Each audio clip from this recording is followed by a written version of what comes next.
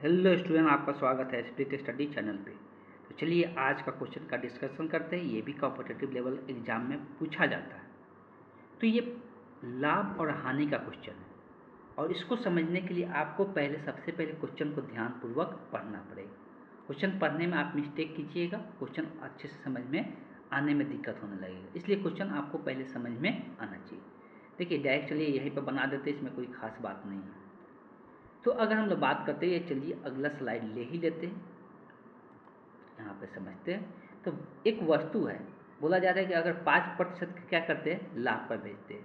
अगर 5% लाभ पर बेची जाती है तो 5% के हानि पर जो बेच रहे थे उससे 15 रुपये अधिक प्राप्त होती है। मतलब अगर 5% के हानि पर जितना रुपये में बेच रहे और फिर 5% के लाभ पर बेचते हैं तो जितना हानि पर पैसा मिल रहा था उससे 15 रुपये अधिक मिल रहा है अगर 5% के लाभ पर बेचते हैं तो बताना है कि आगे उसका लागत मूल्य क्या है, मतलब उसका कॉस्ट प्राइस क्या है, पूछा गया। देखिए जब भी ऐसा क्वेश्चन दे तो हमेशा जो सीपी होता है, जिसको कॉस्ट प्राइस बोलते हैं, जितना सामान खरीदा जाता है उसको सीपी बोलते हैं, वही लागत मूल्य निकालना है। हमेशा 100 मानना है। 100 मानने से क्वेश्चन क्या हो जाता है, बनाना आसान हो जाता है। 100 मानने से, इसलिए परसेंटेज जो होता है 100 पे होता है और 100 पे बनाना क्या हो जाता है, आसान हो जाता है। अब क्वेश्चन के हिसाब से अगर 5% के, ध्यान से मेरा बात सुनिएगा, अगर 5% के लाभ से बेचा जाता है तो 100 पे अगर 5% का लाभ होगा मतलब 5 रुपये का लाभ।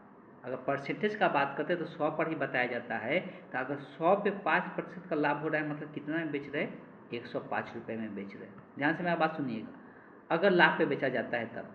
अगर हानि पर बेचा जाता है तब सीपी कितना होगा, सेलिंग प्राइस, मतलब जितना बेचा जाता है उसको हम लोग सीपी कहते हैं, सेलिंग प्राइस कहते हैं। तो अगर 5% के हानि पर बेचा जाता तो 100 पे 5 रुपये का हानि मतलब कितना, 95। तो 100 पे 5 रुपये का हानि का मतलब 95 में बेचा था।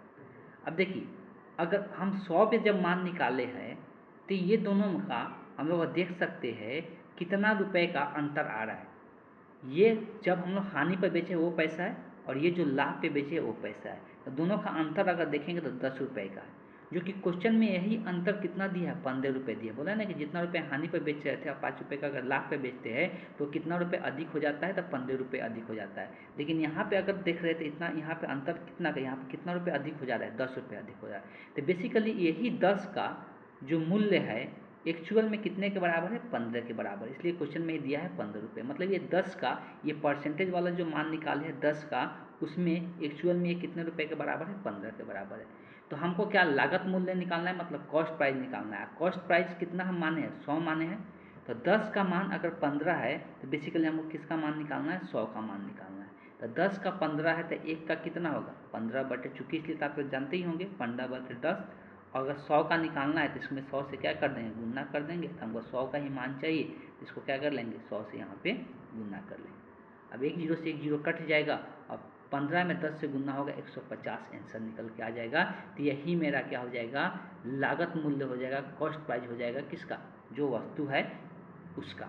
इस क्वेश्चन का जो करेक्ट ऑप्शन हो जाएगा, option see the correct option हो जाएगा। अब देखिए अगर आप इस टाइप का क्वेश्चन को प्रैक्टिस करते हैं तो ये क्वेश्चन का आंसर आप दिमाग में ही बता दीजिएगा, ओनली 2 से 3 सेकंड लगेगा। क्वेश्चन जैसे ही पढ़े हमको पता चला 5% लाभ और 5% हानि का बात किया जाए, जिसका दोनों में और कितना रुपए का अधिक का अंतर पड़ रहा है, तब 15 रुपये का। मतलब लाभ का बात करते हैं तो 100 पर डायरेक्ट हम लिखेंगे 105, इसको डायरेक्ट लिखेंगे 95। दोनों का अंतर है 10, मतलब 10 का मान है 15, तो हमको 100 का मान निकालना है। तो 100 का मान, जितना का मान निकालना रहता है तो यहाँ पर बट्टा, 10 का मान 15 मतलब ये बट्टा में आएगा। 100 का निकालना है, 100 से गुना कर देंगे, एक जीरो से एक जीरो गया है, 150। मतलब कि 2 से 3 सेकेंड में आप आंसर बिना देखे बता सकते हैं, अगर ये तरीका आप सीख लेते हैं तो।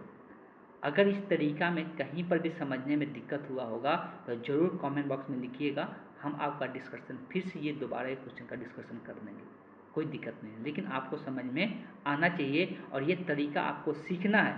इसलिए कॉम्पिटिटिव लेवल का एग्ज़ाम में बैठना चाहते हैं, अगर क्वालिफाई करना चाहते हैं गवर्नमेंट एग्ज़ाम, तो आपको ये सब तरीका पता होना चाहिए क्वेश्चन को सॉल्व करने का। अदरवाइज आपके पास इतना टाइम नहीं रहेगा कि आप उसमें एक बोल सकते हैं कंपटीशन में आ सकते हैं। इसलिए ये सब तरीका आपको अपनाना पड़ेगा। और नए क्वेश्चन के लिए मेरे दिए गए नंबर पर संपर्क कर सकते हैं। उस पर संपर्क क्या करना है, आप इस क्वेश्चन का स्क्रीनशॉट लेके फ़ोटो लेकर आपको सेंड कर देना है, तो आपको उसका सोल्यूशन प्राप्त हो जाएगा इसी यूट्यूब चैनल के तहत। चलिए आज तो इस क्वेश्चन के साथ इसी को एंड करते हैं। कहीं पर भी कोई डाउट है तो आप बता सकते हैं। Thank you.